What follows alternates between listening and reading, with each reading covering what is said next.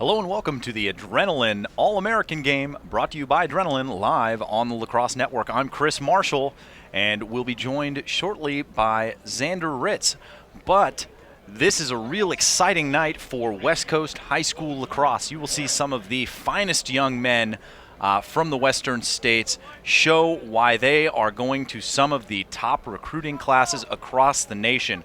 Quite a few of these players going to Hopkins and Air Force, and as well as Denver, and a lot of Denver guys, Dartmouth, and it's going to be a pretty exciting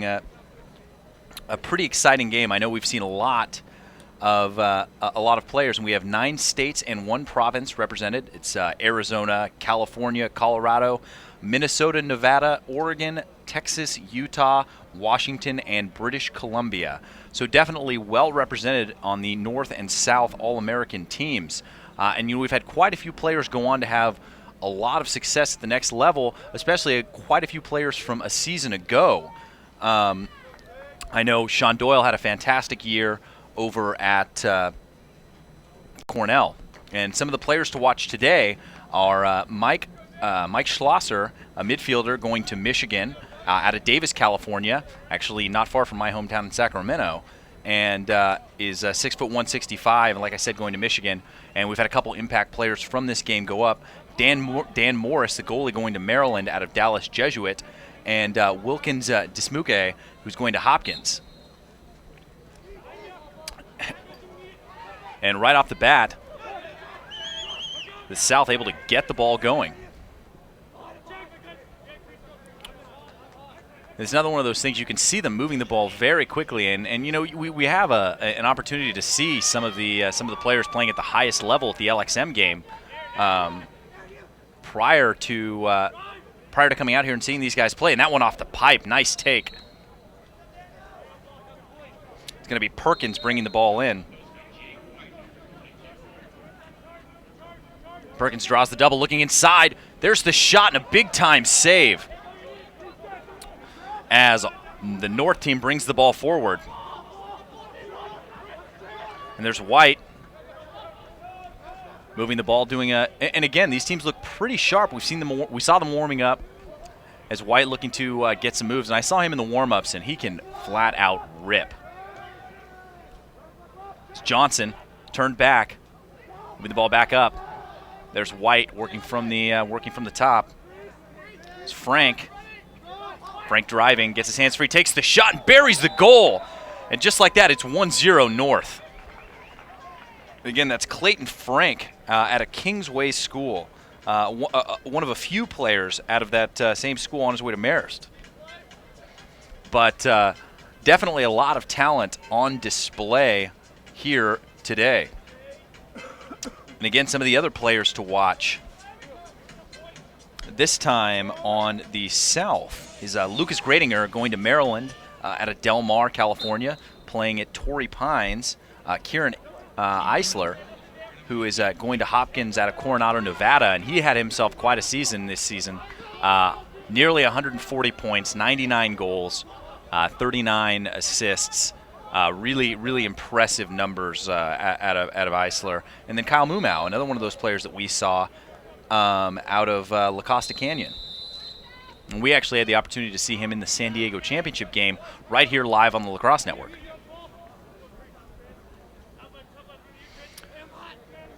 The South gets it into the box. There's Larson. Larson waiting to get the offensive unit back on the field. 13 minutes to go. Schaefer moves it to X. Gradinger. Again, one of the local products. Trying to get around, able to get his stick free and scores the goal. Huge goal, ties it up. Lucas Gradinger going to Maryland at Torrey Pines High School in just under 13 minutes to go in the quarter. And we've seen 2 fantastic goals, one from the North and one from the South.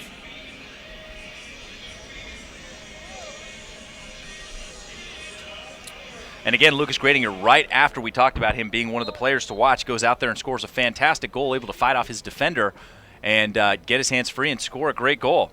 The ball's still down, And it looks like the North is able to pick it up and takes a beating, but able to flip the ball off.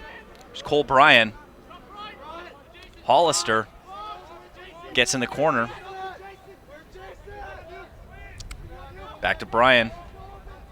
And back up top, 12 minutes, 30 seconds to go. It's Robinson, again, moving the ball back down to the attack.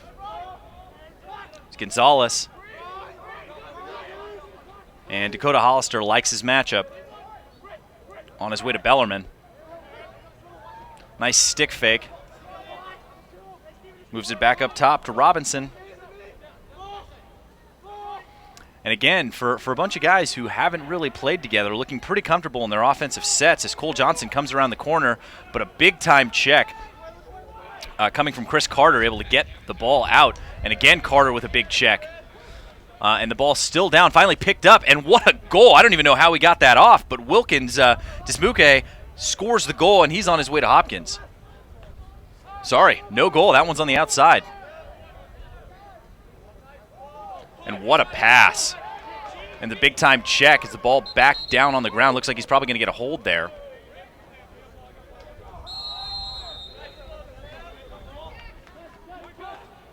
And South is back on the move. 11:25 to go. It's Bennett Schaefer.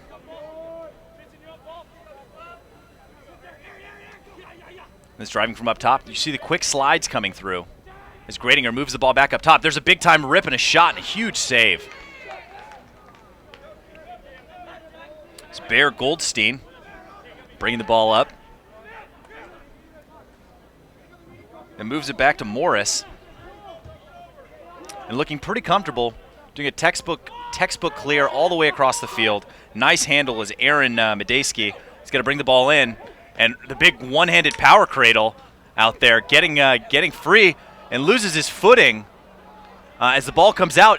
And that one goes right into the goal. That's a real heads-up play coming from the North team. Wilkins, Dismuke making the goal there, 2-1, scoring that time for sure. But again, another one of those players we said to watch at the beginning of the game. And at the 10:38 mark in the first quarter, it is 2-1 in favor of the North team. And again, feel free to send your tweets, questions, comments, anything you got to me at CMarshallTLN. Again, just about to be joined by Xander Ritz up here in the booth. And again, that's another it's another big ground ball for the South. It's Larson. Larson has some space, rolls back out, looking inside, pretty ambitious pass, knocked down, but he's able to get the ground ball again. Moving the ball back up top. Kieran Easler. Larson again has the shorty matchup, throws the rusty gate. Able to get the ball down to Gradinger. Gradinger cuts back. And again, we saw him score a spectacular goal early. And what a move. Cuts across the goal, trying to get his hands free. Takes the shot, scores the goal. That's Kieran Eisler, and that's another one of those guys we said to watch at the beginning of the game. And now being joined by Xander Ritz. There we go. Got the mic dialed in. Coming in a little out of breath from running up here after signing all those autographs and dominating on the field in the LXM game. It's like 30,000 stairs to get up here too, so just really pretty fatigued. But really trading blows right here between the North and the South squad. Both teams appear to be pretty evenly matched. As you see Larson try to pop that one out of the back of his stick, able to come up with the ground ball. I don't know how he did that. Fight through 5 white shirts. Moves the ball to Mumau, and he is across. And again, here's Taylor Isolde on his way to Navy. And 9:25, still a 2-2 game.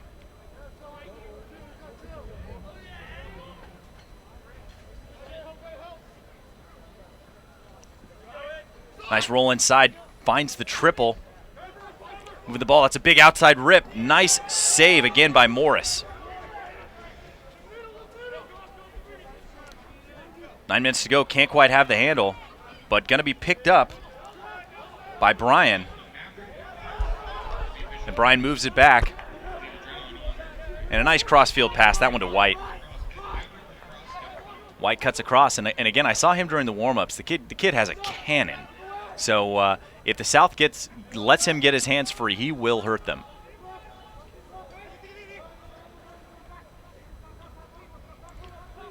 Again, North driving from X. That was McCormick. Nice roll inside, takes a shot, and a fantastic goal from Wiley Osborne on his way to Dartmouth. It's a great finish right there inside top corner on a lefty goalie. It's a tough place to put the ball, especially under pressure with a guy in his hands. Great finish. Yeah, I mean, that looks like one of those goals that we might see you score out there. Kind of just gets the spin and gets it off very quickly. A lot of finesse in that shot. I like to get as close as possible. Further I get away, the chances of scoring go down significantly. But good spacing out of the team right there in terms of off-ball movement and how they created space. A little bit surprising to see out of sort of an all-star environment.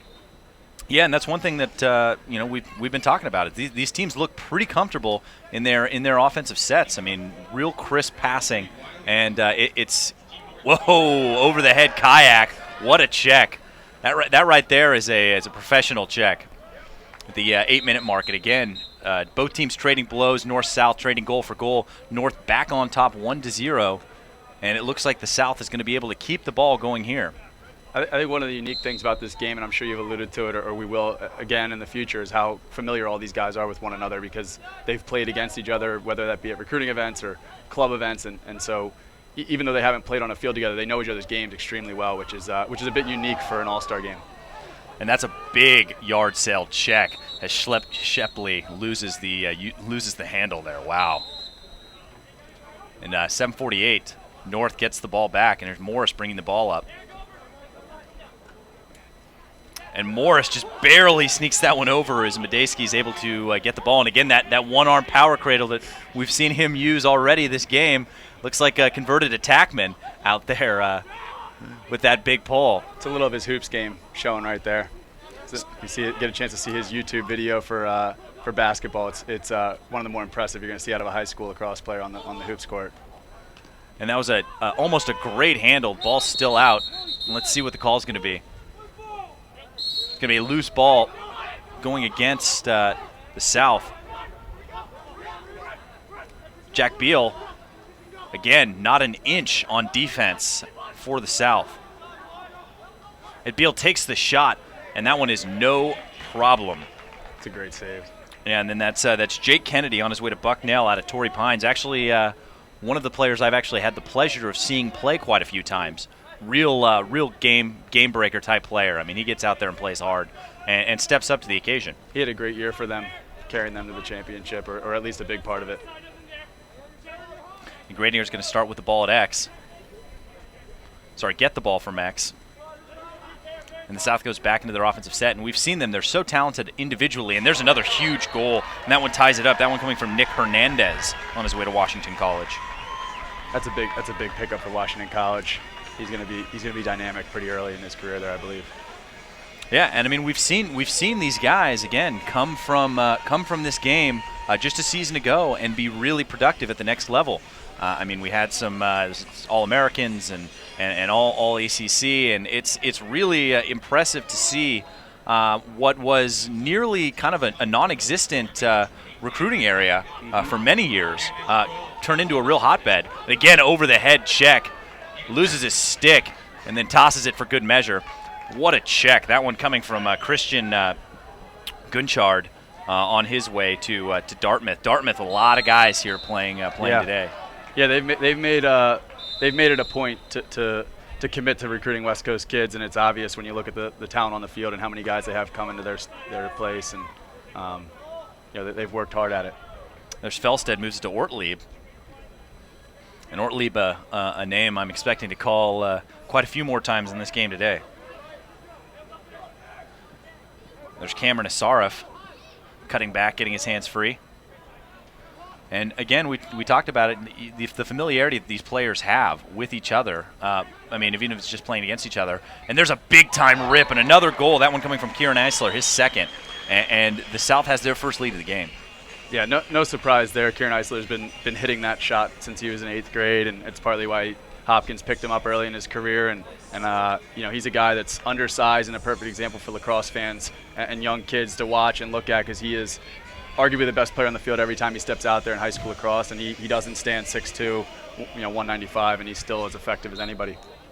Yeah, and that's something we see on the field at the LXM level as well. I mean, it's not always the biggest guys who are out there making the biggest impact. And you obviously have guys who are huge. Guys like Drennan, Brian Kelly, and stuff. Zach Brenneman, exactly. Yeah, exactly. But Sam Bradman's far from an NFL prototypical athlete, but obviously you see how effective he is and what a fantastic player he is. And there's another good trail check, able to knock that one out, but then caught and buried right on the doorstep as the North ties the game back up. And that's something we've seen. It's just been goal for goal this whole time. I mean, anytime either one of these teams can string together a decent opportunity, it's right back the other way. And that one in from McCormick. But another big goal ties it up. It's great to see such a close game. I know it's early in the contest, but it's good to see two teams scrapping here and kind of fighting for their region, right? Yeah, exactly. I mean, we said it earlier. There's 9 states and 1 province represented in this game, and Larson, what a handle, one-handed all the way at the end of the stick there. And then there's Jake Douglas moving it down. A lot of talent on the attack for this South team. As Ortlieb moves the ball back up top, and here's Larson working from the top. Definitely not just a Fogo. 4:40 to go in the first. Game tied at 4, and I expect this game to be just as exciting as the game we just watched. And kind of touching back on what we were talking about, I mean, you see guys out there too who aren't the biggest guys. Guys like Christian Pastrick and John Christmas and Billy Bitter. I mean, they're not the biggest guys on the field, but they certainly are some of the hardest workers. So I mean, it's an exciting sport where you can go out there and just work hard and make your way to a game like this. Sometimes the guys that are a little undersized in their early years are forced to find success in other ways, and whether they grow later in their careers or not, they end up having the skill and sort of the determination that is bred from early in their career, that was demanded early in their career for success. Yeah, and that was Connor Morgan paying the price on the crease, looking for the feed. On his way to Adams State in Colorado, Division II. What a handle by White, and it looked like he might have had a lane there. He was going full speed. And one of those kids where size isn't a problem. It's a big boy right there. I saw him this afternoon before the game, and thought he might be playing for Maverick. Right? It's a big fella. And the old hidden ball trick, he still got it. That's Dakota Hollister. He wants the rip, takes it, and that one just off the mark. None of the South players biting on that one. North of the border play there. And trying to get around the corner, South not giving an inch there on defense as White wants so working on the pole, wants the ISO, drops his shoulder, and then what a fantastic trail check. That one coming from Cole Tudor out of La Costa Canyon on his way to Cal Poly, one of the few MCLA players out here, but what a check. It was a great check. He never sacrificed his foot position, and he stayed right with him body for body and was able to throw the check and didn't sell out for it. Yeah, I mean, he's one of those guys that can be an instant contributor at the MCLA level for sure. Yeah, he's first class. Again, trying to get some skip passes in. There's a big-time shot, and that one had some real juice on it, coming from Clayton Frank. And again, he already has a goal on the day, so one of those guys who can definitely rip from out there. It's Troy Brown. Just pure speed, Troy Brown, in between the lines. On his way to Salisbury at a foothill. Real powerhouse lacrosse program here in Orange County. He fits the Salisbury bill too, and he's a guy that's going to be able to pick the ball up off a face-off and score for you, and also get in and play defense. You never have to take him off the field. And what a look by Ortlieb inside to Felstead. Unbelievable play. I mean, that can't. You see the whole thing kind of come around right there with the 3 passes. That's 2 assists for Ortlieb, and then Feldstead able to just bury that one on the doorstep. And we're talking another MCLA guy, right? Another MCLA guy. I mean, while we're on the topic, his ears are burning. He's another guy who had a chance to go to a lot of different schools and chose to stay home. And he's one of the guys that's putting Utah lacrosse on the map, and it's in my mind one of the fastest growing markets, not just in quantity of players but also in the quality. Yeah, and there's another yard sale check. We can see that, but especially when you go to that, we went to that LXM event in Utah. I mean, it was one of the best attended events, and all kids and parents who are really excited to see the game growing in their area. Yeah, I mean, attendance aside, right? The energy was unbelievable, and sort of the excitement for the game was palpable. Next level even. Here's Jack McCormick. Going to Dartmouth out of De La Salle. The football power. Gets the ball back. 1:50 to go in the first. It's a 5-4 lead, and there's a big-time shot and a goal. That one from McCormick. And, I mean, he's just falling away, buries that one top shelf. The goalie cheats low and loses. And that ties it back up at 5. Again, no team able to get any ground here, or get away at least, even a little bit. And again, please be sure to send your tweets, comments, questions, anything you got to me at CMarshallTLN. If you got any questions for Xander or myself, or anything you want to know where any of these kids are going, or definitely send them our way. We'd love to hear from you. And there's again Larson with another big face-off win. He's not afraid to let it rip. Not a possession shot, but a pretty solid effort nonetheless. I love seeing a face-off guy that can also play a little bit of offense. You don't need him to be your most dynamic player, but a guy that's not just a pure flip the ball into the stick and get off. Exactly. I mean, that's what makes those guys dangerous. If they can, and he stepped on the line. You saw it. That one was Rudy Bowman, and almost got out. A little bit confusing on the lines down there. And let's see what the call is here. It's going to be a horn with 1:25 to go. One of the rules that stayed over for the high school game. Tough to keep track when you're moving from level to level, right? Yeah, high exactly. School to college to pro to back to high school. A lot of rules. Jake Douglas is probably with the ball right now is probably one of the most athletic midfielders coming out of Southern California right now, and still adding polish to his game, but tough to defend. Oh, and what a look inside, and you know that Jake Wiedner wants that one back. He was all by himself on the doorstep, 1 minute and 7 seconds to go. And again, a solid effort by Feldstedt. It's a good left-to-left move. Look inside, and they like that matchup that Feldstedt has. There's Gradinger working from up top, has a shorty. And then obviously switching immediately.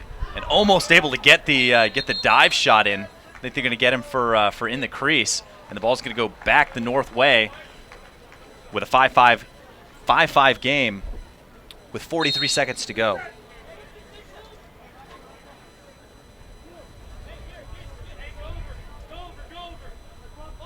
And North not having any trouble getting that ball across. There's Rudy Bowman able to flip it off. There's Jack Beal, and Beal showing his wheels, takes the shot, and that's a nice trail check, able to disrupt his shot just enough. The ball is still down, 18 seconds to go. They're going to have to get the ball up the field in a hurry. Gonna sneak by. 10 seconds to go. Wiedner moves it. They're going to have to get the ball inside. There's 5 seconds to go. I don't think he sees the clock. Gonna have to get a short shot off. Almost sneaks that one across, but pretty ambitious pass, and that's going to do it for 1 quarter of action here at Orange Coast College, as the game is tied between the North and South at the Adrenaline All-American Game. I'm Chris Marshall here with Xander Ritz, and we'll be right back.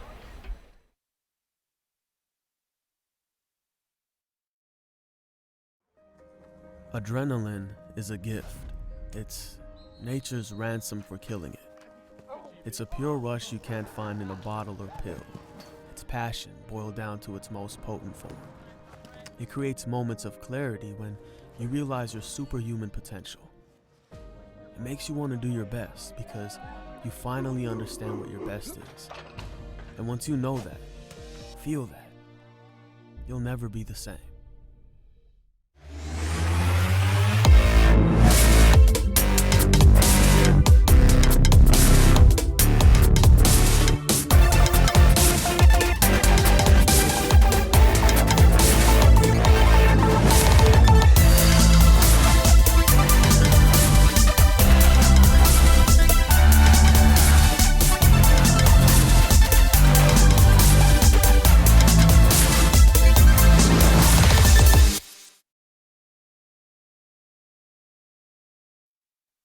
What's up, Chandler?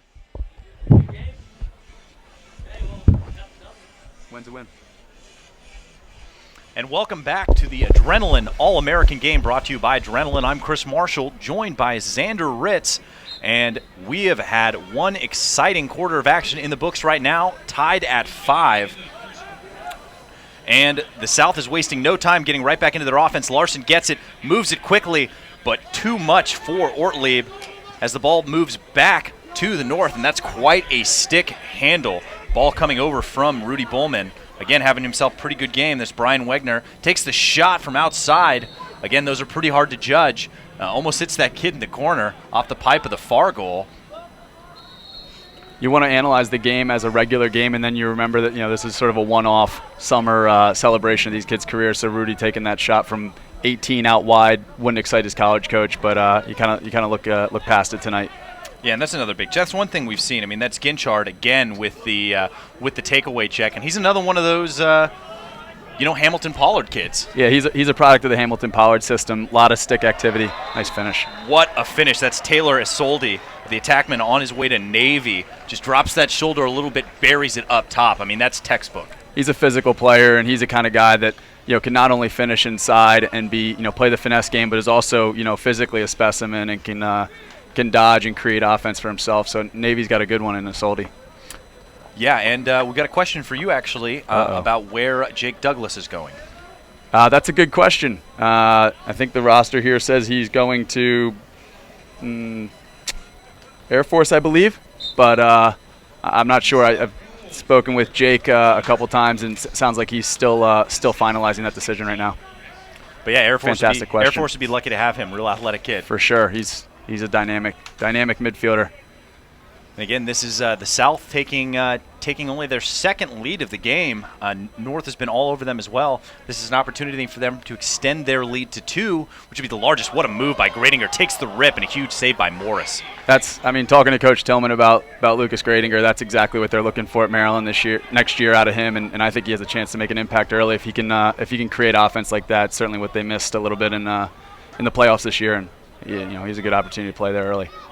Yeah, and he's one of those guys that can, played a lot of attack in high school, but is running through the midfield in this game. And you see him, if he gets that matchup with the shorty, he's nearly unstoppable. And what a rip by White. I mean, we talked about him from outside, but man, that is fantastic. Eduardo White on his way to Georgetown. Yeah, that's just a physical downhill dodge. And, you talk to kids, there's not a lot of guys that are able to split dodge and score on the run from 13 or 14 yards. And hopefully if he's coming to school for you next year, you're expecting him to be able to bring that to the table, because that's pretty powerful move. Well, and the scary thing about that is he's probably going to fill out. I mean, he's probably 6'5", 6'6". I mean, he might come into camp in 2-3 years at like 240. Yeah, you don't like seeing that as an opponent. You want it's like Cam Newton out there. He should be already filled out at what he is right now. So Coach Warren, I'm sure, will be excited to get his hands on him in Georgetown. And we mentioned this earlier. No team can get away, and Larson wins it to himself quickly. We've seen him not afraid to take a shot, and he does just off the mark. You have to think that Jack Perkins down there on attack was looking for that on the skip pass. It seems like the defense is cheating up, expecting Larson to shoot. Yeah, again, sort of signed that one off to all-star game habits, but not necessarily the right play per se. Hands-free takes the shot, and another huge goal. That one coming from Bennett Schaefer, his second of the game. And we talked about him earlier as well, and he's on his way to Denison, another Torrey Pines product.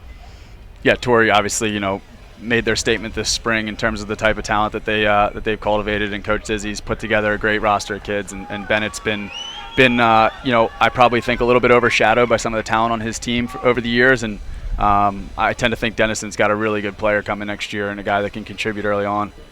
Yeah, and actually being coached by his high school coach, John O'Zizzi, on the sideline tonight. So definitely an advantage for him, and a little extra comfort level. A little favoritism probably going on over there. Hey, well, when you can score goals like that, I mean, you don't need any favoritism. It's Troy Brown able to pick the ball up, and it seems like the South really kind of finding their stride right there. There's Gradinger in the crease, and what a finish by Gradinger. That's 2 out of the last 3 for Gradinger, and he is really moving well. Yeah, I think he's taken tonight as an opportunity to assert himself a little bit and show what he's capable of doing. Obviously, coming out of the midfield, playing down on attack, and with 4 goals tonight, that's I'm sure the guys in College Park are excited watching. Yeah, it's hard. It's hard not to be excited about something like that. I mean, you've got a kid with that much, raw ability and natural athletic talent. I mean, it's exciting for any team. And he's a guy that you hope is going, or in all likelihood, will fill out too. You look at what he is now is probably a shell of what he'll be after the weight program gets their hands on him. Yeah, I know I'm a solid 60 plus from what I was when I was 18. I mean, you work out harder than anyone I know. It's all muscle. You hear that? You hear that at home, folks? All muscle. But 12 minutes, 23 seconds to go in the quarter. So many goals being scored by these teams. The quarter really not going as quickly as you'd expect one of these games to go, and that one's got to be in the crease, but picked up by the goalie, so no call there. And nice turnaround, hanging his defender out to dry, but what a handle! Went for the miss, but Geller able to pull the ball in, and Gradinger has it again. Could be number 5 right here. He's right by his man, able to get his hands free, takes the shot, and there it is, 5 goals. That's 2 in a row for Gradinger. He is literally unstoppable. Yeah, he's when he gets confident, I've seen him play for a long time, and when confidence is a big factor in a lot of young kids' games, and when he gets going and he starts feeling like he can control a game, it's like you said, he's pretty much unstoppable at the high school level. So certainly exciting to watch. Yeah, and those are some of the things that we see out of like the really top end athletes out there. And what makes them dangerous is their ability to play in transition. You look at a guy like LeBron James, and what makes him so hard to guard is how quickly he moves in transition. And out there right now, I mean, Lucas Gradinger looking like one of the top players in the country. And there's a nice handle and the shot just off the mark coming from Jake Gonzalez.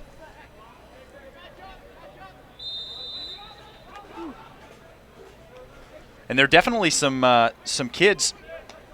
Seeing some of the questions from the feed. Wow, what a rip! That one coming from Schlosser. But some kids from Arizona, and there are quite a few kids from the Arizona area. Yeah, you have Ryan Geller from Brophy. Larson is an Arizona product. I'm just looking down the roster here to try to. And again, 11:20 to go. Russ Bartle is a goaltender headed to High Point from Arizona, one of the top Western goalies. Obviously, that's why he's here tonight. Looking for the cross crease pass, just too much on that one, and the South has really taken over on the shoulders of Lucas Gradinger, out to a 3-goal lead, the largest of the game for either team at 9-6.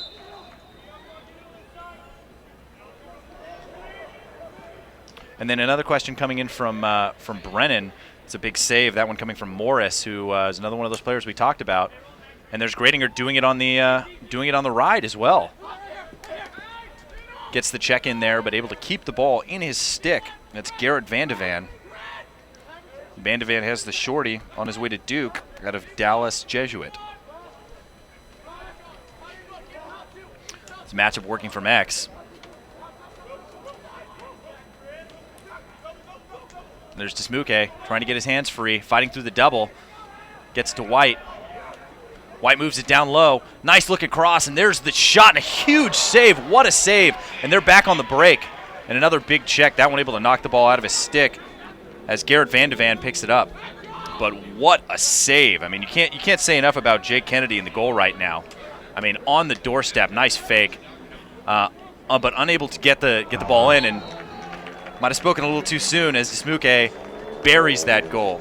Yeah, that's a heck of a finish. It's kind of what you expect out of a future Hopkins, player, and crafty left-hander right there. And like you said, Jake's been playing well all night. I think he held the pipe pretty well, and I think Wilkins put that in a tough spot for him. Well, yeah, it's a lot of composure right there on the doorstep. You got your defenseman hanging on you, and I mean it's really. Really impressive that he's able to do that. A lot of composure for a young Very young good game. stick handling for sure. And 10 minutes to go in the first half. 9-7 the score. Expect a lot of goals from these two teams. Another stick fake. Looked like a little bit of a north of the border stick fake there. But we've seen a lot of solid fakes. I mean, all these kids are top level talent. Yeah, I think that's one of the most impressive things that's evolved over the last, decade or half decade or so is the quality of stick work that the kids possess. the players here evolve from just being quality athletes to being first class lacrosse players and high lacrosse IQs, well coached, ready to play college products. Yeah, and there's no better example of that as a product of these Adrenaline and Stars programs is Peter Baum. Absolutely. Who we saw play earlier, the first West Coast player to win the Tewaaraton, and go out there and score, just fill it up for Colgate, and had a great game today. Yeah, he's certainly a bit of the poster boy right now, but and there's a lot of other guys kind of carrying the bag as well. Westberg at Denver is one, and there's just a bunch of others doing the same. I think Hernandez at Michigan, Yep. Sean Doyle at Cornell.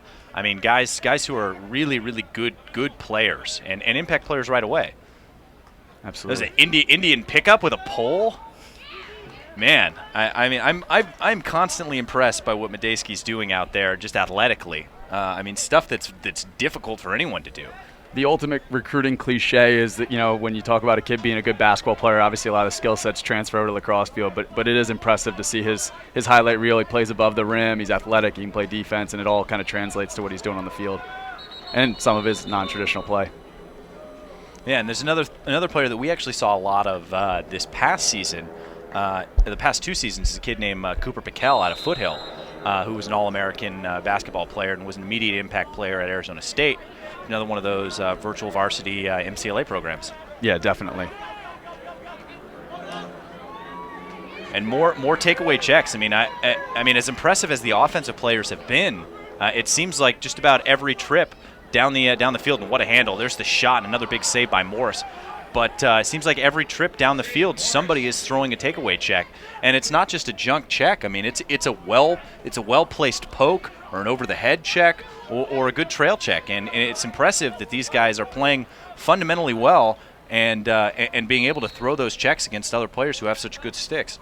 I think it's a testament to the quality of coaching that's continuing to come out west, and the way that kids are being coached is not just watching stuff on TV, but also being taught how to move their feet properly and how to if you're going to throw something, be in the right place and make sure you're not putting your defense at risk. And there's Schlosser able to sidestep his defender right there on that nice little hitch. He's a big-time recruit, too. He's a guy that people are talking about as one of the top recruits, not just in the West, but also in the country. And I expect he'll make a contribution at Michigan right away. I believe he's going to Michigan. Yeah. Yeah, and I think it's only a matter of time before Michigan is a serious contender. I know they've been taking their lumps early, but the amount of money they're putting into their program, and a nice little shovel off the ground there, that would have been a pretty sweet little goal coming from Clayton Frank. But I think it's only a matter of time before they are relevant nationally. No question. Like they were in the MCLA when they won 3 consecutive national championships. Yeah, they're still early in their process, right? You got to give them a minute to kind of gather themselves and adjust to some of the teams they're playing against, the conferences, the styles of play, and there's no question they're landing big-time recruits year over year, and I think Schlosser is sort of going to be a keystone recruit for them. Yeah, and there's big-time rip, that one just off the mark, but you look at the quality of the rest of their programs and how seriously they take their athletics, and at Michigan, losing just isn't an option. It certainly isn't. At least for very long. And back on the offensive side of the South, the Sticks seem to have cooled a little bit after a flurry of goals from Gradinger and the big low to high rip. That one off the mark, but a possession shot, 6:22 to go in the first half. 2-goal lead for the South. Again, Lucas Gradinger leading the way, and Morris all over that one. A solid effort. And right back on the break is Chris Grohl, able to keep his stick clear, and then passes it right to the South. After a great clear, that's the last thing you want to be doing right there. And they're right back on the run. Nice look inside, and there's Ortlieb who buries it. And that's what a finish. Feed. Great feed. Was that Hernandez? I believe so. I think he's a hidden gem. I've seen him play for the last 3 years and continually make plays on the field like that. That's a tough play for a midfielder coming down in transition and snapping the ball, put it right on Ortlieb's stick, who obviously did the finishing, but a bulk of the work there done by the midfield, and really impressive feed. Yeah, and then Ortlieb again a lot of composure on the on the field, and he has a goal and 2 assists on the day. A local product, right? Yeah, local product. CDM High School, I believe. Yeah, and one of those players who was instrumental in their run to the Southern Section Championship last season.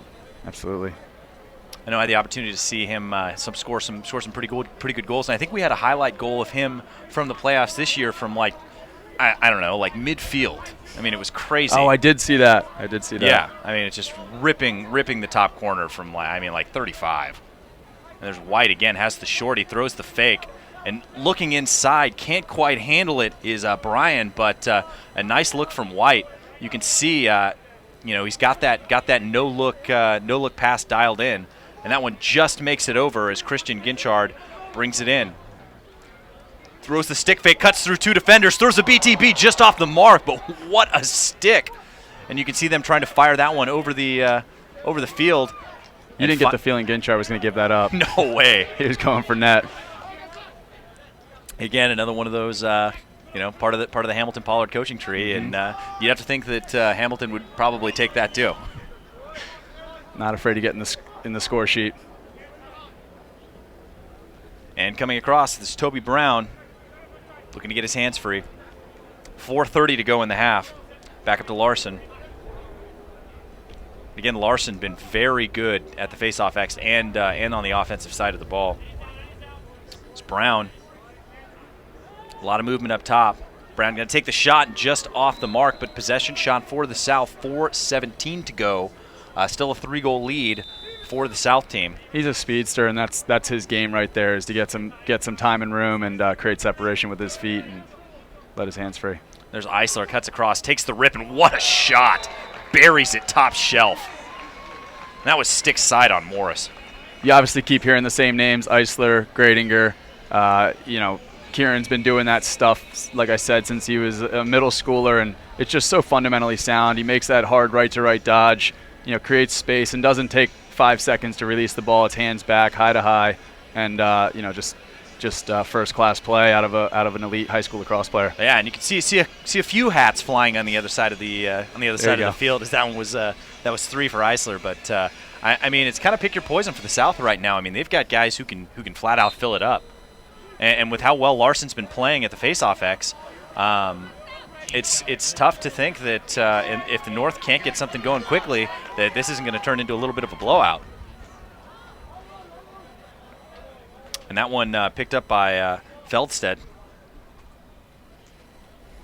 Another guy we've been talking about a lot. 3:44 to go in the half. Nice cut across, and again, a nice check. On the defensive side, and a nice look, and they're back on the break. Moves it looking for White. Looking for Osborne, just off the mark, and big time hustle play coming on the far side of the field, but just can't quite keep it in. As the ball's going to go to the South team here with 3:25 to go in the first half. I think that was Nick Heller that carried the ball down there and created the transition, and he's gonna head to St. John's and is a Beverly Hills product, and really exciting to see kids coming from more centrally located in Los Angeles and heading to a top Division I school. Hopefully setting a tone for the future of mid LA lacrosse. There's Schleppe, moves it off. There's Gradinger, and moving it down low. And, you have to think that, that matchup up top with Gradinger with Shorty is, pretty tough. As Schleppe gets his hands free and buries a shot just in the exact same spot we just saw it hit. If you're Morris, what are you going to do? He's hung out to dry there, and especially like you alluded to Lucas's matchup, Gradinger's matchup up top. He's got a handful of goals already. You can't even give him an inch right now, so he just bumps it over to Schleppe, who is a gunner, plays for Kyle Harrison at J. Sarah High School, and headed to Providence next year along with Keenan Asaraf, and has one of the more deceptive shots that I've seen out of a high school player in terms of how he hides the ball. So. Yeah, and he was just able to walk that one right in. Yeah, that was. As Larson brings it up, it's a 5-goal game now. Larson moves it. Good handle. It's solid. off the bounce there. But Larson opting not to shoot that one, staying in on the offensive side of the field. It's Eisler again with the rip in the other corner. They're just stinging him right now. Touch the corner, coach. Yeah, they're Kieran's so efficient with the ball on his stick. It's his 4th tonight, and he's going to break down a shorty every time. And if you're coaching the other team, you say let's get a pole to him and do what? Short stick on Gradinger, or short stick on Schleppe, or short stick on some of the attackmen who are explosive as well. So, like you said, pick your poison. But I don't know. If I'm on the other sideline, I'd rather not Kieran be my poison right now. He seems to be just putting in wherever he wants to. Yeah, and that's the thing. It's like you get one guy gets hot and you think you can slow him down, and then another guy comes right in there and buries four goals. As Larson from outside thinks about the shot, opts for the skip, working from X. Now on the south, that's Connor Morgan. Another Vegas product, and Vegas is pumping out top-level players right now at a crazy pace. Connor and Kieran Eisler are two that are here, and Justin Anderson's right behind them, and Quinn Eisler, Kieran's little brother. So pretty amazing to see what's happening in Nevada. Yeah, I mean, a lot of Coronado products out there. Absolutely. And again, way to get the body in front of that one as Perkins gets it inside, and then about to see a Sports Center top 10 on that one. Morgan just went for a little Tim Desco action right there. Man, that would have been spectacular. But big-time save coming from Morris. And Morris has 9 saves on the day in the first half alone. I mean, what more can you ask? I mean, really, if you're into double-digit saves in the first half, there's only so much blame that you can shoulder in terms of giving up 13. He's being put in some tough spots tonight. That's all there is to say about that. And he's still standing on his head a little bit and making some big plays. There's Feldstedt able to get the ground ball, and there's White fighting through, and he's off to the races. Buries the goal, and there's not. He just places that one. It's perfect placements off stick or off hip. On the bounce. Fantastic shot, his second of the game. It's an impressive goal. There's a lot that he does there that's going to translate at the next level, picking up a ground ball at speed, driving the ball down the far side of the field. And, I think there's a temptation to want to put that in your left hand. And more with the success we're seeing out of the Canadian players in the field game in college, he keeps that in his right hand, keeps a good angle, and like you said, didn't have to put 95 miles behind it, but just put it in the right spot and was moving at enough tempo that comes away with a goal. Impressive play. And there's Larson again with the win. 58 seconds to go. The lead is 5. Seems to be dominating for the South. He's completely dominating. It's only been a couple. There've been 23 face-offs, and you have to think that he's won probably 16 or 17 of them. And the South slowing it down a little bit here, trying to I think maybe hold it for the last shot. 35 seconds to go in the half.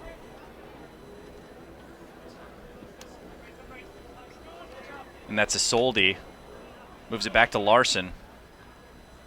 Larson looking inside, can't quite find Morgan. And then picked up, 19 seconds to go. Moving the ball down the field. Here's Bryan. Cole Bryan looking for his man, can't quite find it. That one's going to stay in, 10 seconds to go. There's Osborne rolling inside. Needs to do something, 5 seconds. Takes the rip, and that shot just off the mark. 2 seconds to go. Gonna have to do something pretty special to get a shot off here even. You see the official sending him more over to the corner. Looks like he's probably just gonna hold it here for the last 2 seconds. I don't think he knew how much time was left. Probably not the field awareness you're looking for out of Cole Bryan. Also on his way to BYU out of Palo Verde, but also a Vegas product. But another one of those situations. Chalk that up to the All-Star game. Yeah, Cole's in a situation there that Cole doesn't spend a lot of time behind the cage in an invert environment. He's a two-way midfielder that's going to be a transition guy at BYU, I would imagine. And he's not spending a lot of time behind the cage, creating offense from that position. Well, that's a whole half of fantastic All-American high school lacrosse here at the Adrenaline All-American game live at Orange Coast College in Costa Mesa, California on the Lacrosse Network. I'm Chris Marshall, being joined by Xander Ritz. Be sure to stay tuned for second half of action right here on Lacrosse Network.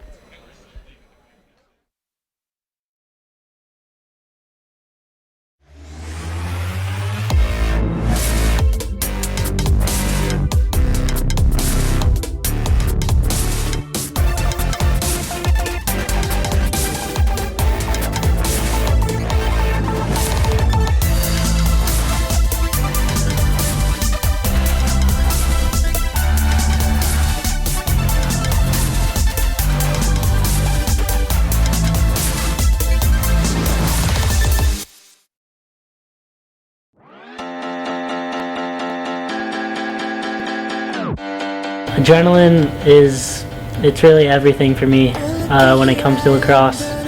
When I think of my career and my development as a player, adrenaline goes hand in hand.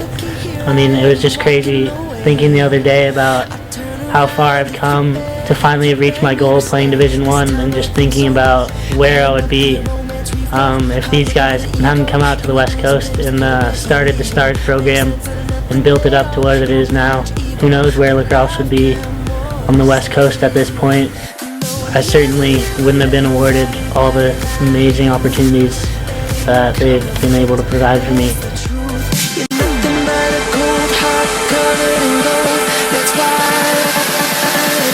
That's why I'm leaving you.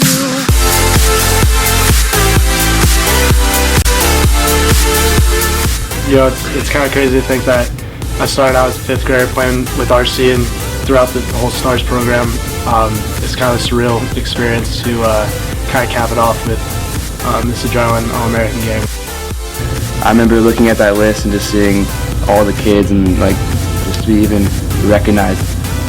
It's crazy. It's very respectable.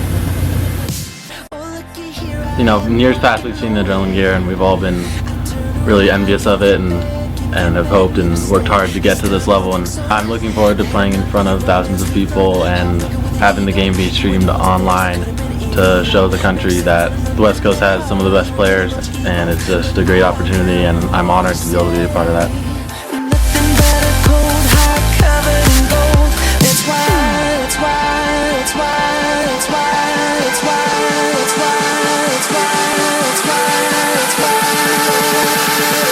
That's why I'm leaving you. We all know how tight-knit and small the West Coast lacrosse community is. Everyone knows the best players. You've heard of them. You see guys' names here and there. It's awesome just to have the opportunity in this All-American game to finally be playing together, hanging out, getting to know one another. And we go off to college and all of a sudden we're all fighting for the same goal. We might not be on the same team, but we're all looking to represent the West. We're all looking to put ourselves and our hometowns on the map, to just try and let people know that the West is here and the talent is getting to these D1 programs, and we're here to stay. No, I never met nobody like you. That ain't no compliment, that's the truth. You're nothing but a cold heart covered in gold. That's why I'm leaving you. I never met nobody like you.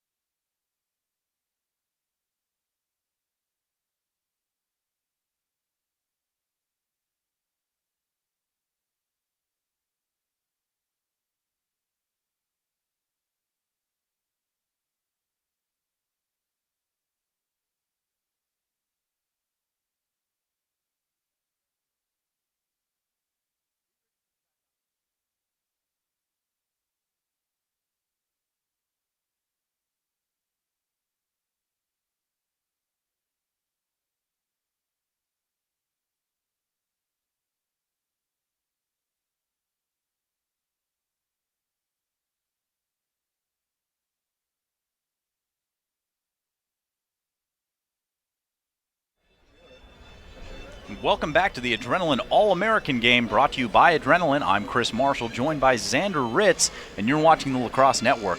And Xander, we've been seeing some impressive displays of pure ability on both sides of the ball. I mean, you look at White for the North, able to score at speed, pick up the ground ball and just bury one textbook. And then you look at guys like Gradinger and Eisler on the other side of the ball for the South, and there's a whole lot of talent going to a lot of different schools. Why don't you run through some of the schools that are represented here? Yeah, we've talked about a bunch of them already, but Brown, Michigan, Princeton, Hopkins, Yale, Middlebury, Drexel, BYU, Marist, Drexel, I think Dominican, University of Denver. The list goes on and on. UMass, Georgetown, Maryland on the north, Duke, and Hobart. Yeah, and I mean and like you said, I mean the list goes on. Almost all of these guys, I mean, they're all going on to play at the next level, but there's a lot of guys playing Division I. I mean, there's quite a few scholarship guys. I mean, it's really impressive stuff. I mean, I know we touched on this a little bit in the first half, but to go from an area that's not recruited at all to a place that's as heavily recruited as it is now, it's really amazing. And Larson again taking a rip from outside, and the goalie change, that one Will Ernst with the save. See if he's going to be able to figure out some of these South shooters. And here's White again, world of speed, a lot of size. Nice look inside. That one almost sneaks in. I think he was looking for Jack McCormick, but McCormick unable to come up with it. And South is going to be able to move the ball down the field. Impressive to see White keep his head up on that transition play. We already saw him once come down and score, and so you wonder, is he the kind of guy that's able to kind of see the field and make the right pass, and he certainly did that right there. So good diversity of skill sets. Yeah, that's a real heads-up play right there coming from Isolde. Had the look all the way across the field, but opted to just pull it back out. And, I mean, that's the kind of play you like to see out of your out of your attackmen. You can make that play, and if you do, it's spectacular. But if you don't, then it's not a good look. Smart Navy lacrosse. There's Perkins, takes a shot, and that one just off the mark. Ernst looked like he had it covered, but Perkins might have had a little bit more time and space there. I was just gonna say, it looked like he had a little bit of light ahead of him. So there's Saraf coming through. Not seeing anything, able to move the ball. There's a big-time rip from outside. Huge goal for Wiedner going to RPI. RPI is a place that had a couple West Coast kids making a big contribution this year. A little bit older, kind of predate the Adrenaline All-American game, but the Wisman brothers from up in Seattle, and obviously both made a major impact on the team's successful run this year, right to the last minute. And that pushes the lead back to 6 for the South team here at the 13:39 mark in the third quarter.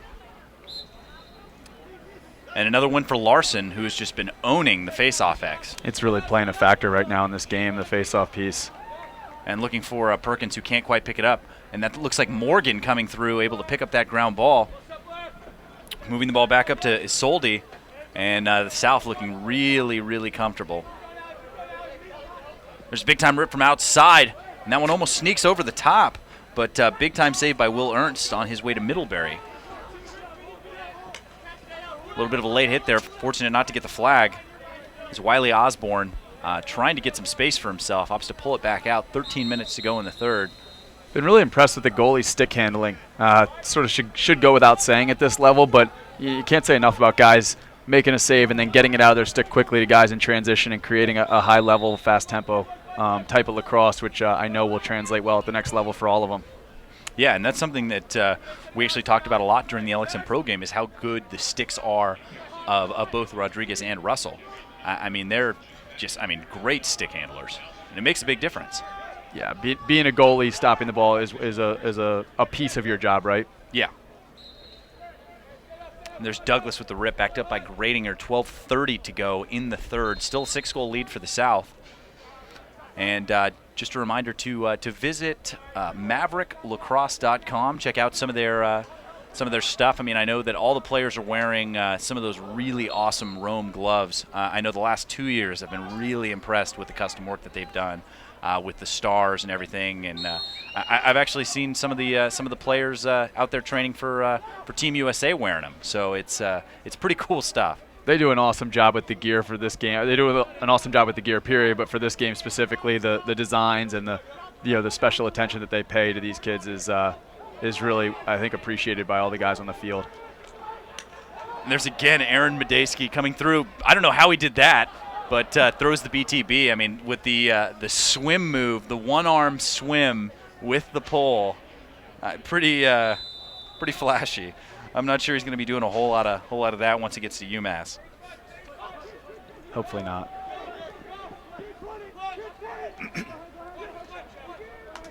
And there's a nice trail check again coming from the North defense, able to knock the ball out of the stick.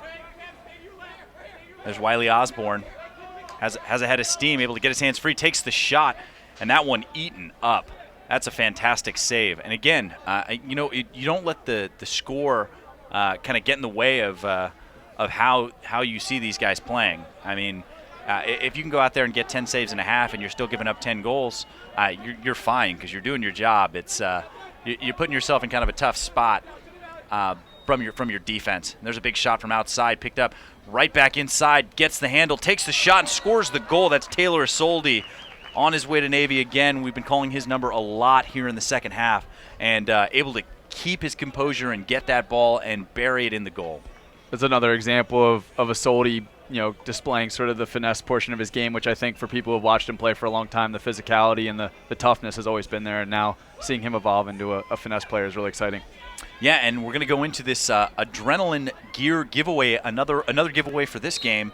How many of the 2012 Adrenaline All-Americans played in the NCAA Division I playoffs this past spring? Make sure to answer in the comments section below for your chance to win some sweet Adrenaline gear. And I'm certainly expecting that to be a pretty sizable number. Yeah, I would think so. It's McCormick working from X. Sorry, McCormick on the pick. Now gets the ball back, but can't quite get it. Might be able to run that one down. It's a big hustle play, but can't quite do it. Ball's going back to the south. 7-goal lead. Good two-man game behind. Sorry to cut you off. Good two-man game behind, but just couldn't quite connect there on the last piece. And there's Kevin Fahey on his way to Bellarmine. And I mean, he's got a great stick and some pretty nice flow as well. I was gonna say he's got some locks there. Yeah, I mean he's farming a lettuce back there.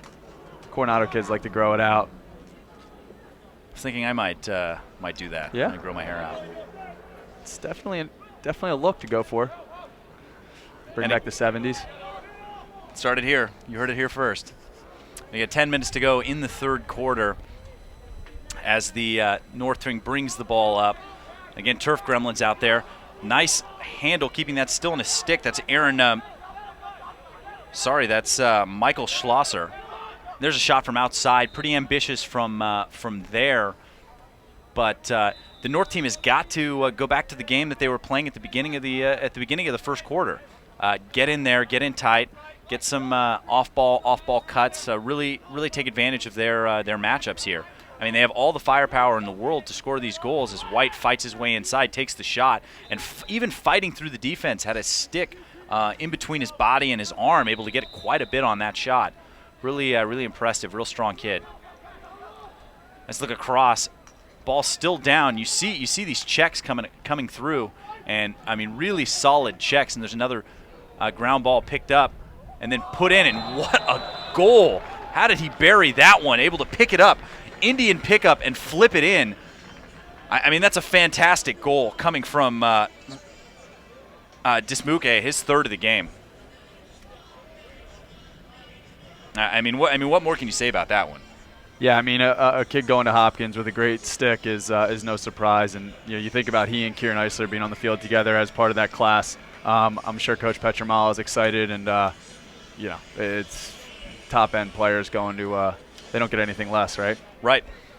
I mean, you see that top end. I mean that just pickup with the stick, and you can see that the North has switched it up at the faceoff X, running a pole now against Larson, and at least forcing him to go backwards.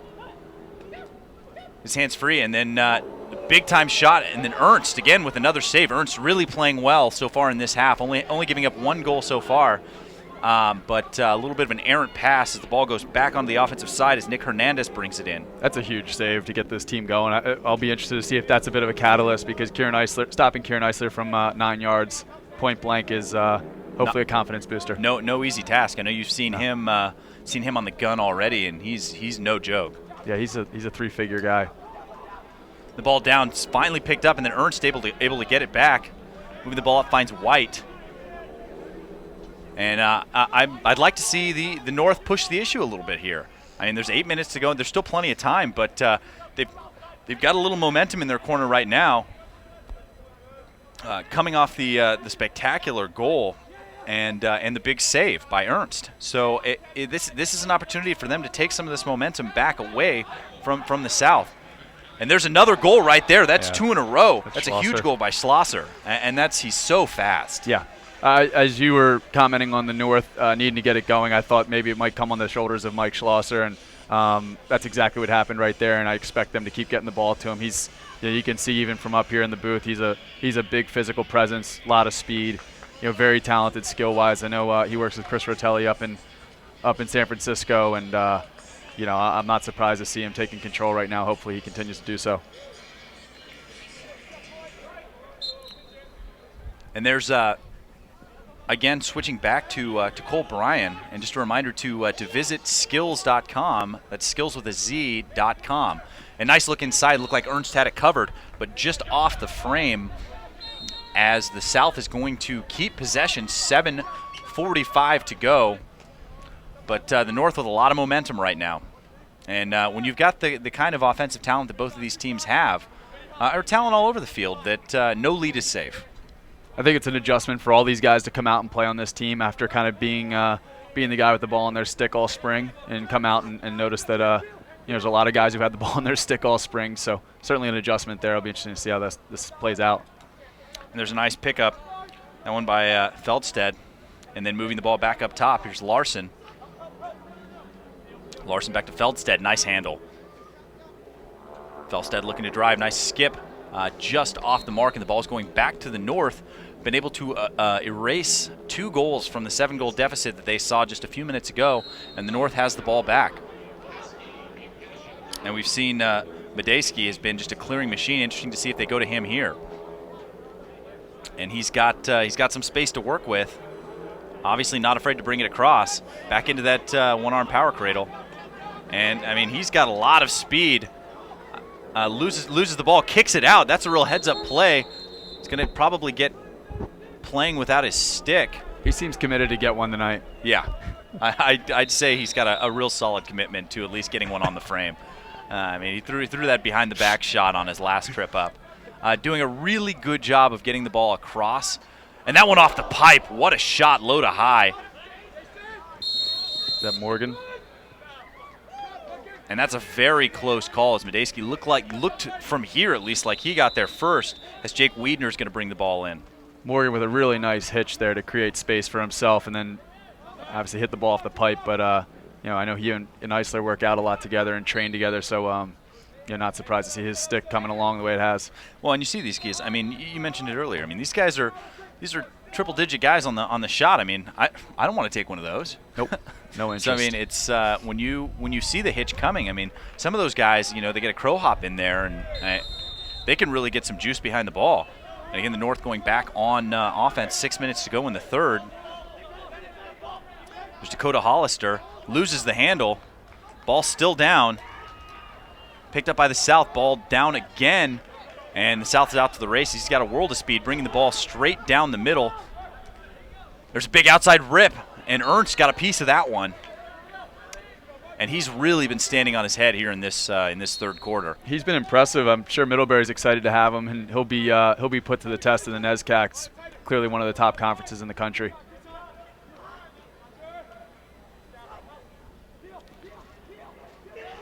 There you go. You see Schaefer looking for the shot.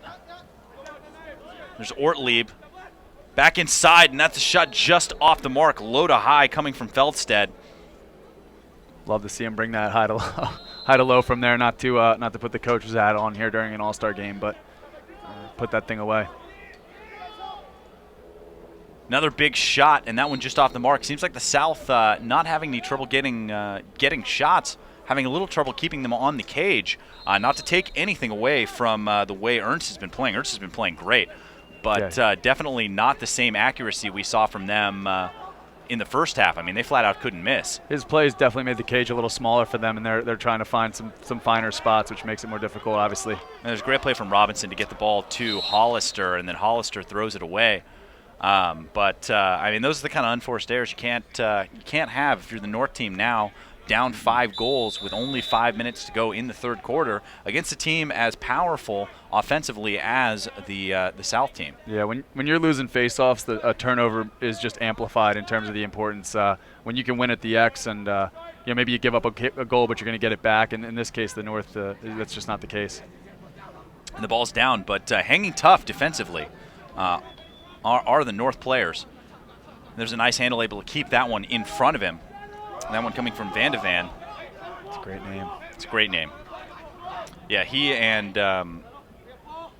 it's a Bear Goldstein are both on the Adrenaline All-Name team. Exactly. Exactly. Yeah, I think Bear is definitely ready to become a Tiger at Princeton. That was a foregone conclusion in the recruiting process. Yeah, I mean, I think that's probably had a lot to do with it. And it's another possession shot from the North, and starting to get things going offensively as you can see the lights really starting to come up here as the sun goes down. But really looking sharp. And there's the low to high, almost picked off right at the end there by Jake Gonzalez, who's on his way to Drexel, who thought maybe he could sneak that one away. But the falling away shot from Johnson, we saw him score one earlier in the game. Definitely, like you mentioned. I mean, they're going to have to capitalize on almost all of their opportunities if they want to get back into this game. And you see the quick whistle off of the offsides call as the North brings the ball in, and there's some urgency, not a whole lot as you see from the North. And there's another big check. That one off Gonzalez. I think that one's going to go the South's way, as Gonzalez couldn't keep that one in his stick. As more good defense, I think that's more individual defense. So I think that's Kyle Mumau who just took the ball away, and he's a fundamentally sound defender and part of the San Diego contingent of strong long stick players. He just plays his feet properly and puts his stick in the right place and dislodges the ball there. What a save by Ernst again. And I couldn't agree with you more. I mean, Mumau is one of those guys who we saw in the section championship game in Seattle, or I mean in San Diego rather. And he really put the brakes on Gradinger's game. And you can see tonight how good Gradinger is against other top-level talent. So if you're going to go in there and slow him down to only having a couple of points, then I mean it's impressive. Jesse Foss has been singing his praises for a long time, and I think tonight you're getting a chance to see what it's all about. If you didn't get a chance to see him in the state championship, giving Lucas a hard time. Yeah, when you've got Ginchard and Mumau on the defensive side, I mean you're not going to get a whole lot of free looks. I'd go at the shorties most likely. Yeah, right. And again, nice lift in there from Mumau, disrupting the shots. And the thing about it too is Kevin Fahey is dangerous as well. I mean, he's got a fantastic stick, and it's like you look at these guys who are so fundamental, and I mean it's exciting for me to see as a defensive player. All of these players go out there and play as well as they do. And as a D guy, you know how hard it is sometimes to shine in a recruiting environment. If you just do play fundamental, sound, off-ball, smart defense, it doesn't always jump off the page at you the way that a takeaway guy or sort of a physical specimen might. And so a Fahey, as an example, certainly kind of falls victim to being under the radar as a product, but he's going to be a good fit at Bellarmine. I think he's been a long-time big player for Alex Cade at Coronado. Yeah, and the thing about it is like when you're watching this, I mean Fahey, in terms of excitement, is having a better game than the other two guys. But you can fall victim to missing out on some of the recruiting when you're kind of a quiet player. But definitely impressive play out of both of those players. Absolutely.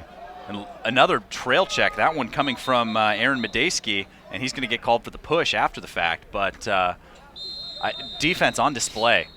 Medeski's getting his name in the books tonight, whether it be in transition, forcing the issue, or lead the team in penalty minutes. Exactly. Got to win something. He's going to get his name in there one way or another. There's Ortlieb. 90 seconds to go in the third. Much quieter in terms of scoring. Only 3 goals in this quarter so far. Got to chalk some of that up to Ernst and the improved play out of both defenses. There's big time rip, and what a shot! Unbelievable play from Troy Brown on his way to Salisbury. High to high, just husking corn. Yeah, that's a big time goal for Troy to come out of a roll dodge like that. Classic split roll situation. He's a high speed guy. For him to be able to gather his body, turn, and deliver a shot top corner like that is, a serious goal. I don't think there's much Ernst was going to do on that one, despite his efforts all quarter.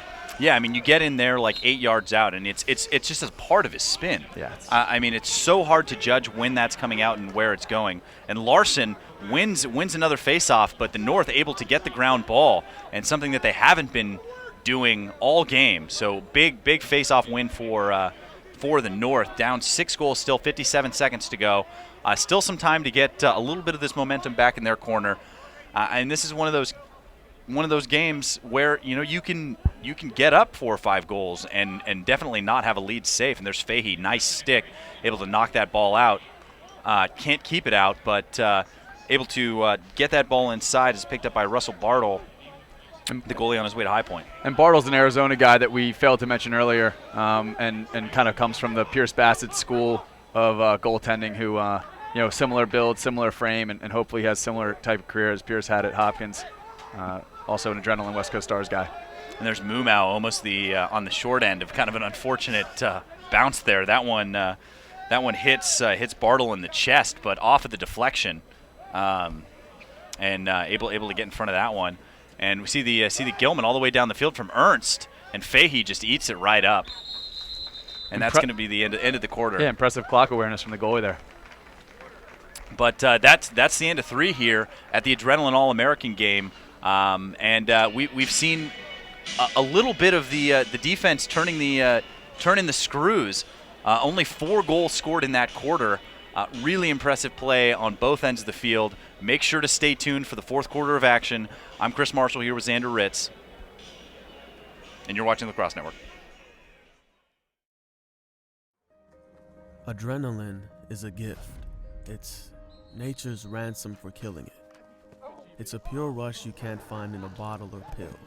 It's passion boiled down to its most potent form. It creates moments of clarity when you realize your superhuman potential. It makes you want to do your best because you finally understand what your best is. And once you know that, feel that, you'll never be the same.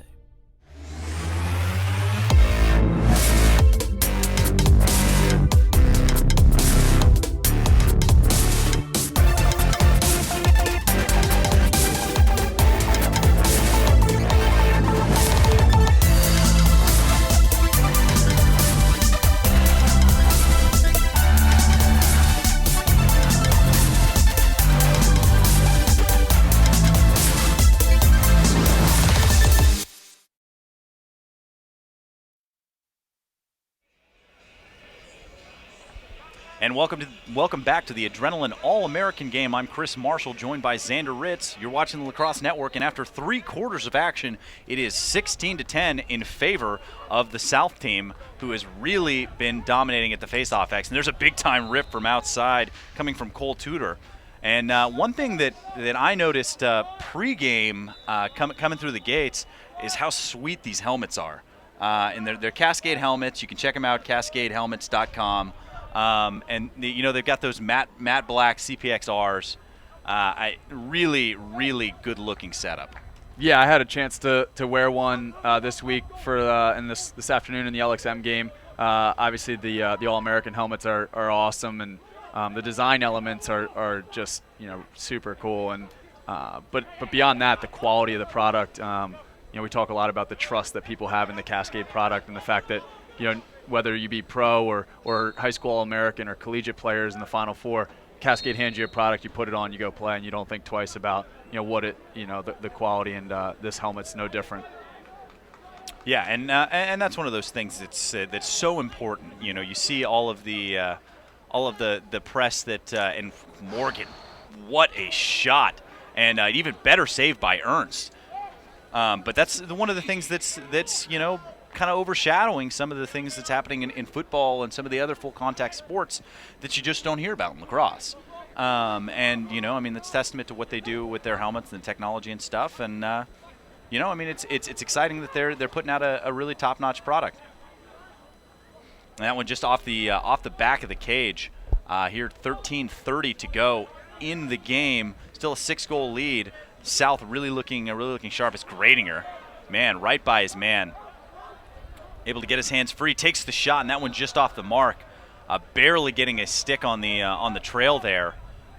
Able to disrupt the shot just enough to keep that one off the cage because he's dangerous from there. Great to see him creating in transition and driving to his left hand, comfortable shooting the ball on the run at speed with his left. He's really showing a diversity of skill set that is why Coach Tillman and company in College Park have recruited him, and why I think he'll be a big player there. There's Eisler with the look and not able to connect on the end of that goal, but able to draw the double and find that feed coming up from GLE. A really good player, plays with his head up. He's going to be a real good player at the next level. Gradinger's left hand, quick double, nice look inside. Could have put a little higher on that one maybe, but you have to think that he wants. You'd like him to do more with that, and again, it's right same old story. The old song and dance, Medeski. Medeski. Right down the boulevard. Yeah, right down Harbor Boulevard. But the North again needs to start thinking about scoring some goals here at the 12:30 mark, down 6. There's the shot, probably not the one he was looking for, coming from Nick Heller on his way to St. John's, that guy that we talked about out of Beverly Hills. And seems like a lot of shots falling away from the cage. Definitely not the game. Nice stick fake that we saw them being successful at early in the game. I think a little bit of desperation seeping into their game right now, and it's one of those things that you just don't need to do. Yeah, it's you try harder and less opportunities come your way type of thing, and I think they found themselves in a good spot in the third quarter. Now they seem to be squeezing a little bit, trying to make something out of nothing just there. Yeah, well, because there's enough. What a pass, right on the money, and there's Kieran Eisler again. And if he gets his hands free, it's a bad situation. And there you have it. Kieran Eisler just buries the goal. And, there's nothing you can do about that. He gets his hands free from 8 yards, dead center. It's going in the goal. It feels redundant saying it, and I keep kind of referring to the diversity of skill set that we see from these different guys. And obviously, you look at the schools they're going to in Hopkins and Maryland with Gradinger. They don't make many misses on the recruiting front, so it makes sense. But right there, we've seen him shake a couple guys and create time and space right there. We see him get physical, protect his stick, step away, and score. And like we said, he's not a big guy. He's just very, very comfortable in traffic and protecting his stick. Well, and that one was coming on Medeski, who is athletic as any other player on the field, and a big guy besides. No question. So, if you can hold him off your stick and still get enough on it to beat Ernst, who's having a great game, then there's literally nothing you can do to stop them. And that's Kieran's 5th of the night, I believe. Yeah. And then Ortlieb working from X. 11:20 to go. He's coming across. That one picked off right away. Got Schlosser again making another play as his name keeps coming up as for the wrong reason there. That one right away. You see that one. That one, the stick looked like it was going to fly away. And Ernst again on the save, and for what he's been able to do here in the second half, that's 3 goals in almost a quarter and a half. Whoa, is impressive because you see what they did in the first half to Morris, who's on his way to Maryland, and he's a good player. No question. He had 11 or 12 saves in the first half, but the way Ernst is playing is exciting. Yep. Especially for the coaches over at Middlebury. Yeah, he got hot early in the third quarter, and he's carried it through. And I've been super impressed with the way he's played. Smart clearing the ball, and seems very composed in the cage. So it seems like a good one for the guys at Middlebury, as you said. Here's Osborne, looking for someone on the crease. And that's one thing. You see these guys, the San Diego guys, the Poles, Mumau, and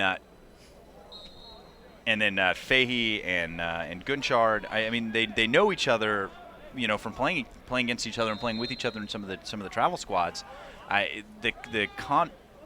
The communication and the placement and the movement, the way that they're playing with each other is impressive for an all-star game. Yeah, a lot of these guys are playing on West Coast Stars together, and so they have a great familiarity, if not playing on RC Stars or Lax Dogs down in the Coronado area. So super familiar with each other. They played against each other all during the high school season, so sort of a little bit of an unspoken advantage that they have. The ball's just down. Can't seem to find it. And then finally picked up by Mumau, who's able to flip it forward to Morgan. And Morgan picks it up, takes one on the back for his trouble, but he's through. Maybe could have held on to that one. There's Perkins from way up top, and a big save by Ernst. Able to step in that one. Maybe took that one on the knee. Nice little deke inside. Able to flip the ball back out, and the South is right back on the offensive side. And it's too easy like that. Ortlieb just buries it on the doorstep with the 9:13 mark, pushes the lead back up to 8.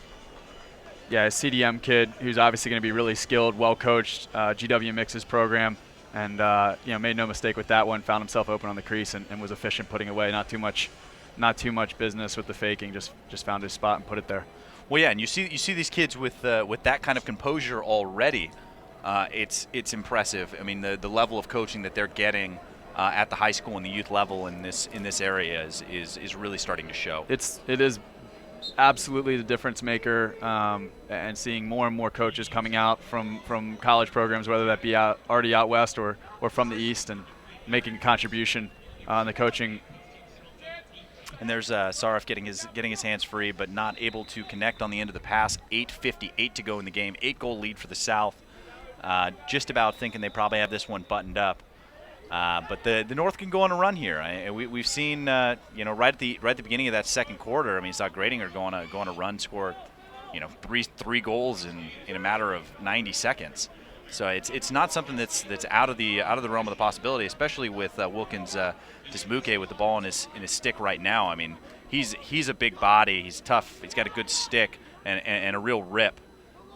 And you see that see that fake, behind the back fake, and then he throws 3 or 4 more fakes and then just buries it in the goal. And everyone bit on that BTB fake. I was just ready to give Kyle Mumau some serious love for the way that he was playing the ball there and his sort of fundamental defense, slap and lift, and then Dismuke just throws a behind the back fake and freezes him and comes around. And again, the composure he showed to hold on to the ball for just a beat longer until the goalie's out of position and put it away is almost as impressive as the fake itself. Yeah, he just sat there. That was about as good a check as I've seen all day. And Christian Pastrick was throwing some pretty good ones. And that's Gradinger couldn't quite handle that one, but he's got a line on it. And he's going against Brian Wegner. Moves the ball back up top. Wiedner back up to Larson. 8 minutes to go in the game. 7-goal game in favor of the South. 7-goal game in these environments. Just went for a pretty crafty shot there. 7 goals in a game like this. Whenever you put a lot of talent on a field, professional sports, all-star contests, you can get on runs that are sort of uncharacteristic of maybe a more regular season environment. And there's White with the ball, and he can come inside too. Looking for Dismuke. Dismuke gets the ball, and he throws it behind the back. Can't quite hit it. He needed that goal. And that's one of those things. He improved his angle. So, I mean, you can't be mad that he took the shot, but you know that with as talented as he is, if he throws one more fake, he's definitely going to bury that one. And there you have it. Just like that, there's Jack Perkins, throws one more fake and then able to just dunk it in.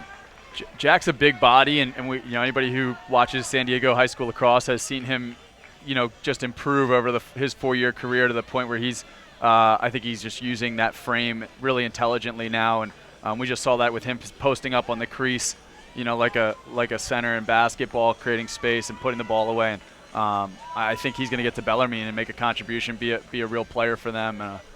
That's probably excited. So they're excited to have him. Yeah, and that's a real backbreaker if you're the North. I mean, you score a good goal, and then you have a 2-goal swing right there where I mean, that's a goal that Dismuke's got to put in, and probably goals that he usually does. Exactly. He's going to put that away 9 times out of 10, hopefully 10 out of 10. Yeah. So that one stings, and then Larson goes out and smokes at the X again, and it's 7 minutes to go. You're down 8 goals. It's beginning to seem a little further out of reach than one might think. And the South taking a little bit of the air out of the ball here. Taking a pretty good shot. There's Perkins back inside. Nice look inside. Takes the shot. And another big save by Ernst. But a fantastic handle on the crease by Gunchard. Unbelievable hands for a long stick right there. Another big fake, and the ball's out. Perkins is going to get there. Ball's still up. Looks like the South is going to be able to run it down. 6:30 to go. And just too much speed for the South right now. Going against the North team, they just can't keep up. And that's part of the problem. You get a couple of those guys who get hot, and you get down 4 or 5 goals, and you get a little discouraged. And there's no looking back. The face-off thing has just been a real backbreaker for them. And if you're 55-45, you can make it work. But they seem to be in the I don't have the numbers, but in the 80s, yeah. Yeah, and that's just too much to overcome sometimes. Well, and it's tough because your defense has to play so much more. What a rip, top shelf, stick side Cole Schleppe, and that's 2 for him in that same spot. Yeah, he's a gunner. He's got a cannon, and when he gets his hands free, we mentioned it earlier, but he gets that stick back and hides it behind his head, and he'll find net pretty frequently. So again, we talked about him earlier as a Providence recruit, and it'll be exciting to watch him develop over the next couple years. Yeah, and that's one of those things that we were talking about earlier. It's just you get so much when you're doing all of those face-offs, when you're losing all those face-offs, and you're playing that much defense. I mean, your D's going to run out of gas, and I think that's what's happening to the North team right now. They've played so much defense through the first 3 quarters, and we're able to hold it together pretty well. But now the South is just too much. And I just got a number there. I think that's their 6th face-off of the quarter in a row to win. And as we talked about, sometimes too much is made out of the face-off game in certain environments or in certain scenarios. But when you're winning, 6 out of 6, that's just really tough to overcome, especially when you're down, even a few goals, much less 8. And that one inside, that one actually hit Perkins. Cut inside, and the North are back on the break. And then picked up. That one, Gonzalez couldn't quite handle it the first time around, but able to get back into the offense. He gets it to Johnson and back over to Seymour.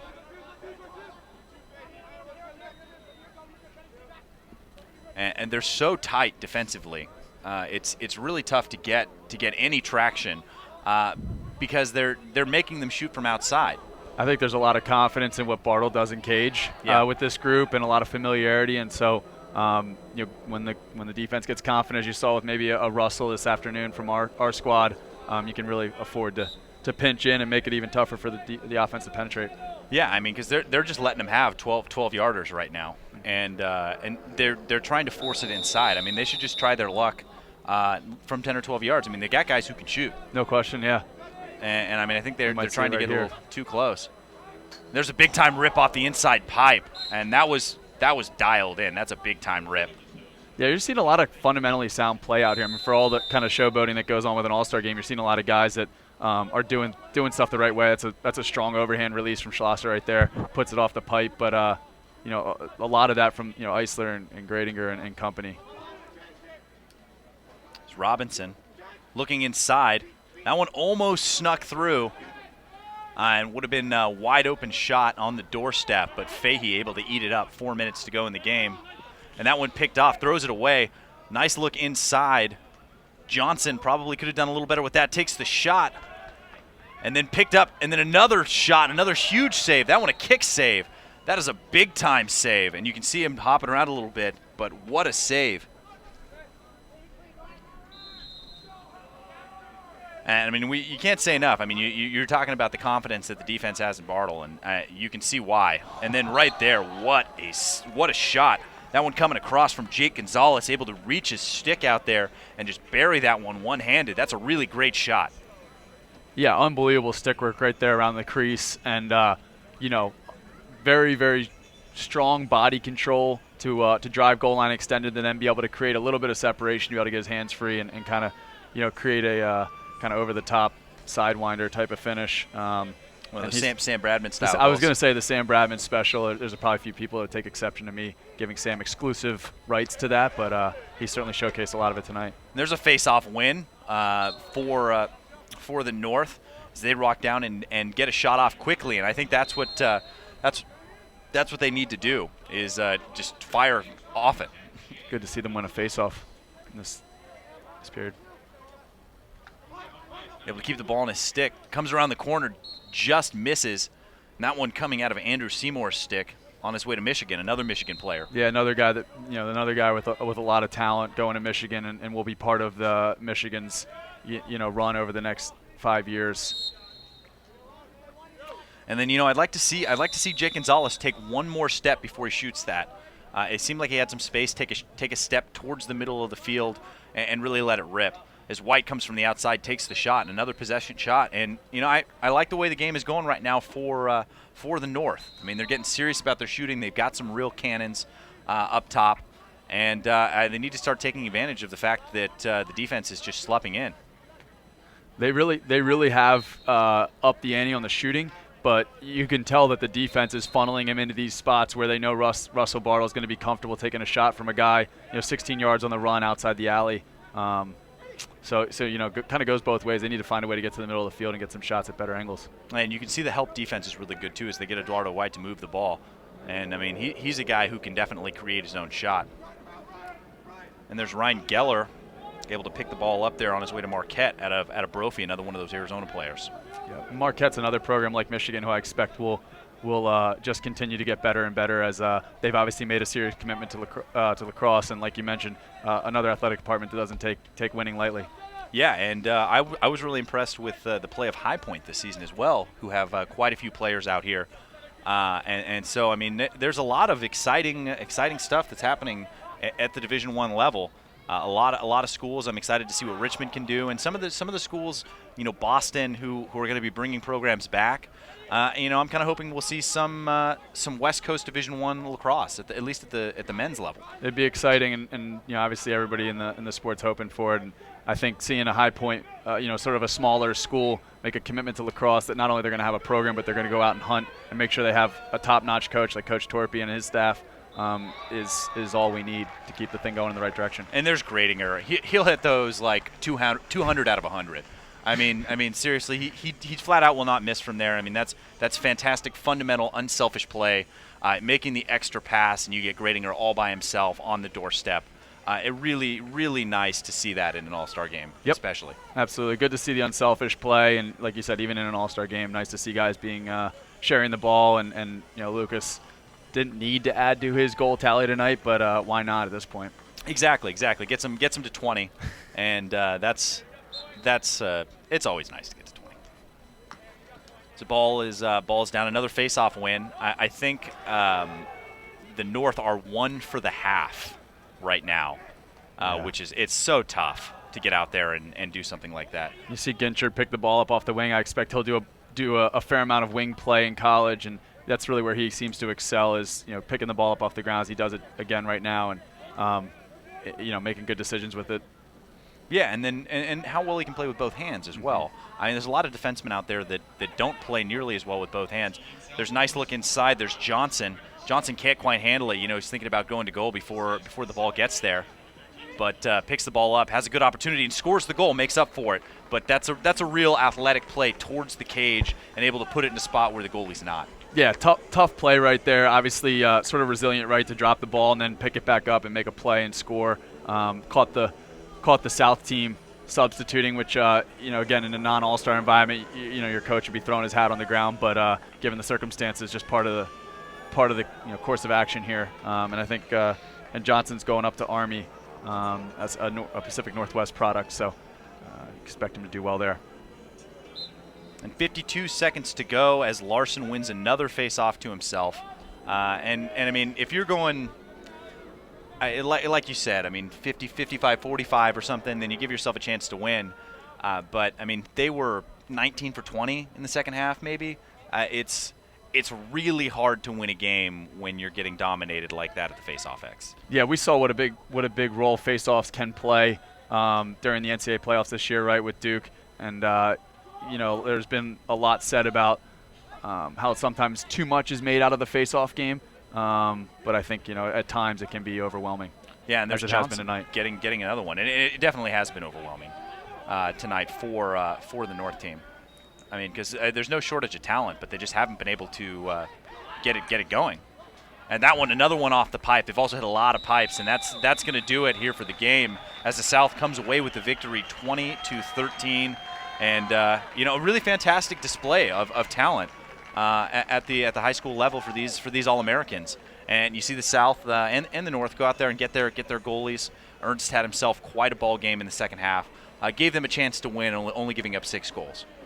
Yeah, it's an exciting night for these guys. I think that the whole point of the game is to celebrate the careers that they've had and give them one last time to kind of tip their hat and get out and compete with one another. A lot of these guys, as we mentioned, played against each other in all-star recruiting events, club tournaments, high school seasons. So it'll be great to see them shake hands after this game and in years reminisce about the experience that they had tonight. And probably play together this summer. Yeah, exactly. And then even more exciting for me is to get to watch them all play in college against one another, throughout the years and see sort of the rivalries that are built amongst these type players. Exactly. I mean, and you look at guys like Gradinger and Eisler who had 11 goals between them, and it's really exciting to see that translate to the next level because those guys are absolutely impact guys.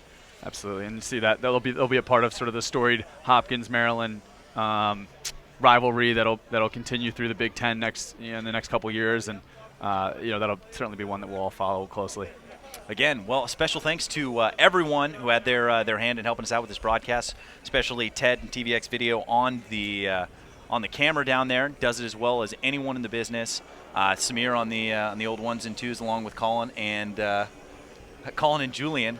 And a special thanks to Adrenaline for putting on the All-American game as well as the LXM Pro game. And Xander Ritz for joining me here in the Subway Skybox. Thank you for having me. I'm Chris Marshall. Thanks to all those viewers out there. And I'll see you next time. Stay laxy.